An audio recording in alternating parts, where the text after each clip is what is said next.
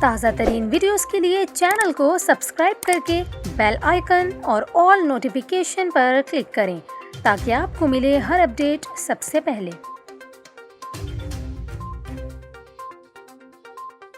اور ابھی آپ کو بتائیں، محکمہ موسمیات نے شہر قائد میں سردی کی لہر کی پیشگوئی کر دی۔ محکمہ موسمیات نے کراچی والوں کو خبردار کرتے ہوئے کہا کہ سردی کی لہر میں شدت اگلے ہفتے سے شروع ہوگی۔ چیف میٹرولوجسٹ سردار سرفراز کا کہنا تھا کہ آنے والے دنوں میں کراچی کا درجہ حرارت 2 سے 3 ڈگری سینٹی گریڈ تک گر سکتا ہے۔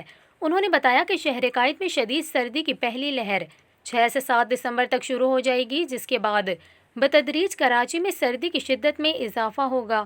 انہوں نے بتایا کہ کراچی میں اس دفعہ سردی جنوری کے آخر تک برقرار رہے گی، جبکہ جنوری میں کراچی سمیت ملک بھر میں شدید سردی متوقع ہے۔ دوسری جانب میٹ آفس کے مطابق دسمبر سے فروری کے دوران ملک کے جنوبی حصوں میں معمول سے قدرے کم، جبکہ وسطی حصوں میں معمول کے قریب بارشیں متوقع ہیں۔ اس دوران گلگت بلتستان، کشمیر اور خیبر پختونخوا کے شمالی حصوں میں معمول سے قدرے زیادہ بارشیں متوقع ہیں۔